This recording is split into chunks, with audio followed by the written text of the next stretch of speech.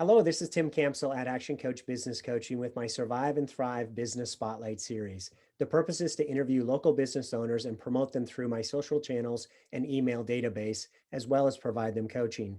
This is a free service I'm doing because if we save every business, we save the economy. Today, I have the pleasure of talking with Ken. Welcome, Ken. It's great to have you on the program today. Thank you, Tim. Well, let's get started with tell us a little bit about yourself as well as give us a 60-second commercial of your business. Hey, so I have two passions. One is I'm a recent cancer survivor, and the other one is what I call solutions leadership. And for me, the solutions leadership is it's taking some of the project management, the soft skills, lean manufacturing, and taking that and trying to help organizations improve their bottom line and improve their organizational effectiveness. And at first those two passions may not really seem like they mesh very well, but one of the things I found is that I'm at the stage of my career where I'm interested in giving back. And so I'm doing a lot of coaching and mentoring.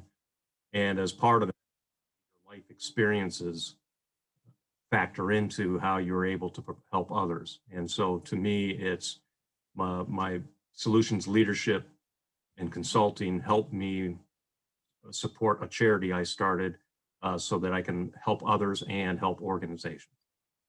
Fantastic. So how long have you been in business for yourself? So as a consultant, I started in 2017. I've been in project management, which is really where I've honed my leadership skills for years. And I've been doing project management since 1999. I spent 25 years working in nuclear power plants, doing construction projects and design engineering. And as part of that, as I got involved in project management, I became involved in the local project management chapter for PMI. And as part of that, I was the president for 9 years, and then I went into became the regional mentor, and I had, where I would help the leadership in 21 chapters in North Central North America, and that included 8 states in the Midwest and 2 provinces in Canada. Wow. And 5 years I got involved in coaching and mentoring of people that are in middle management of small and medium-sized companies. Okay. So Ken, who do you serve? Really, who's your best customer? We call that a target audience. I would say that my target audience is a department manager in a small or medium-sized organization. And what I have found for those individuals is they have become accidental project managers in having to work on issues or solutions to challenges that their organization is facing, or it may even just be as part of, if they have a continuous improvement philosophy, it may be working on the next project and how to do that. What I have found is that having worked in some large corporations, when I got involved in manufacturing in 2012, for small and medium-sized organizations, sometimes they may not understand or recognize what good looks like. Having been involved with multiple organizations, with the Project Management Institute, I've been exposed to a lot of different philosophies, a lot of different organizations, and I can help close that gap by showing people sometimes what good looks like and how to maybe do something different and use a different approach. Got it. So for these accidental project managers, you come in as a coach to help them learn how to do their job better. Is that a fair takeaway? Yes. All right, fantastic. So tell me, Ken, what's been the greatest impact that COVID's had on your business? So for me, especially since I'm with the new endeavor that I'm working on, networking is really kind of key to being able to grow. And I had a T-cell transplant in November, so which is where they take your T-cells out of your body, genetically modify them, and infuse them back in to fight cancer. I had lymphoma, or I had, because I am in remission. And so what I found is that as an immune compromised person, not being able to network, and with having, I'm still working remote, probably one of the only people in my day job with my company that is working full-time remote, and that it'll be that way. It's my new normal. So that's really been the biggest impact. Got it. And so what are a couple things you've done to make a difference, to fight that impact, and how's that working for you? So the two things I've really done is I've decided to start what I'm calling Solutions Leadership membership site. And that is to provide coaching and mentoring opportunities. It's also to have a monthly call with my target audience in order to help. I ask for issues that they'd like to discuss in advance, send those out to the people that are going to be on the call, and they come in with having spent a little bit of time thinking about the issue and being able to provide suggestions and feedback. And try and follow a philosophy of seeking to understand before you provide the feedback. The other aspect is, as I really reflected on where my skill sets are probably the strongest. One of them is I've been involved in setting up 6 different project management type offices or processes.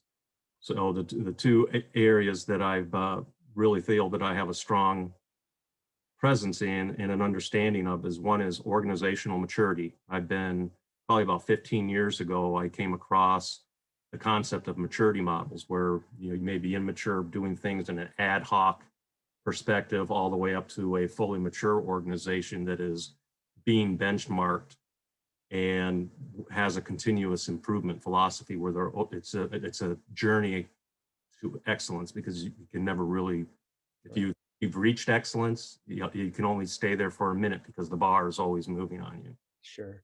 So there's that. And then the other aspect is the phased approach to doing projects and product development. I've done construction projects where you use a phased approach, and then also in new product development using a phased approach. I like to use the word stage gate, but I understand that's copyrighted. So it's a phased approach to Yes. doing projects in product development.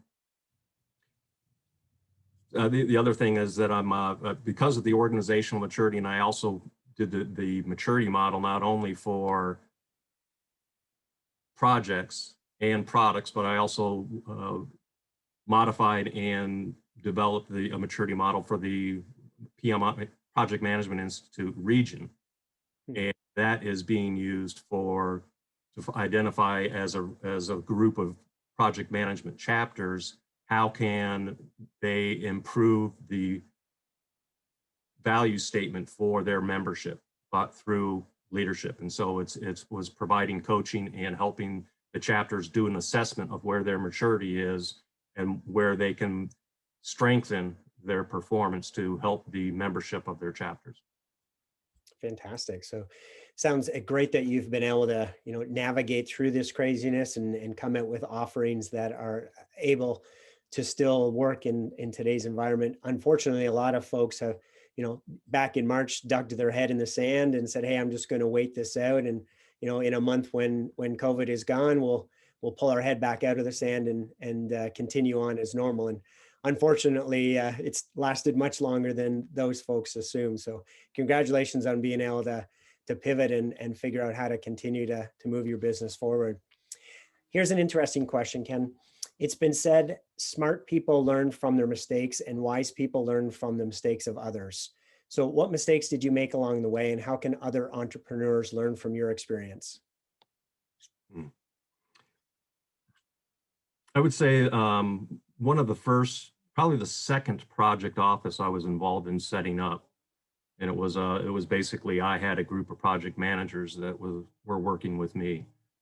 And sometimes knowing when to raise your hand up and say stop is really important. And I learned that the hard way, because as I think an effective project manager or leader is optimistic by nature. So as a project manager, the first time you run into a stumbling block, it can't be, oh, woe is me. It's got to be, you have to be a successful project manager. Hey, we'll find a way through this. We'll, using your terminology, we'll pivot. We'll find a way to work our way through it. But sometimes you need to identify circuit breakers that hey, if we reach this point, we basically need to say, hey, stop. We need to check and adjust. We may have to, again, go back into the phased approach to the project. You may end up, or the decision may be to defer it, to delay it, or it may be to cancel it and move on to the next thing. The other thing that I learned as a strong individual, asking for help was not something that was easy. And when I was for the last 2.5 years, I've been on this cancer journey, and I learned how to ask for help. And I think that that's an important thing for organizations to be able to understand. And again, as part of, to me, the solutions leadership is having the metrics and things that are monitoring, and having the culture within an organization that if something is yellow or red, it's not something that's bad. It's hey, I need help. Something's not going right here. Let's everybody roll their sleeves up, pull together as an organization, and figure out how to solve it. So it's too many times organizations are, and myself, I've fallen into this, where so you do whatever you can to get rid of the yellow or the red and make sure it's always green. And I've been involved in very few organizations, if any, that operate in green all the time and they never have challenges. So I think it's really having that philosophy and looking for those issues and welcoming the challenges to be able to do better. Great. Fantastic. Thank you for sharing that. So second last question here. I'll have your contact information to put included with this video when I post it. Is there anything else that I should add, like an offer or anything like that, in terms of people having the opportunity to learn more about what you do? It's not as necessarily an offer, but more of a request. Okay. The offer is that it's a membership site and that there's things that are available, but the request is as part of this journey that I've started with the Solutions Leadership membership site. I am considering writing a book on organizational maturity, to take those maturity models and the experience when I first went out on my own in 2017 as a consultant, I developed a maturity assessment for how to assess where an organization is. So I'm considering writing a book, and I've been doing interviews with people that are interested in giving their perspectives of organizational maturity. So I would love to reach out and connect with people. I've done probably about 8 or 9 interviews, and I'd like to continue doing interviews to be able to fine tune and hone the maturity model, and especially to get some perspectives of different organizations. And then also, I think that some of the contact information I gave you is part of why I'm doing my consulting and my business, is to help with my charity. So the other request would be that if during these difficult times with COVID, as I well know, cancer doesn't stop and cancer doesn't care about COVID. So if people are interested in supporting others who are on a difficult journey with cancer, that would be a wonderful thing as well. Help me help others.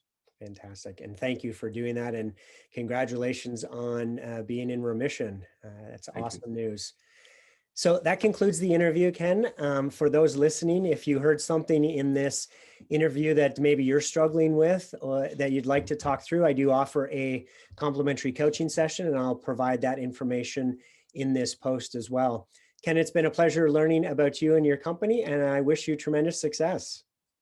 Thank you, Tim. It was great talking with you. All right. Have a great day. You too.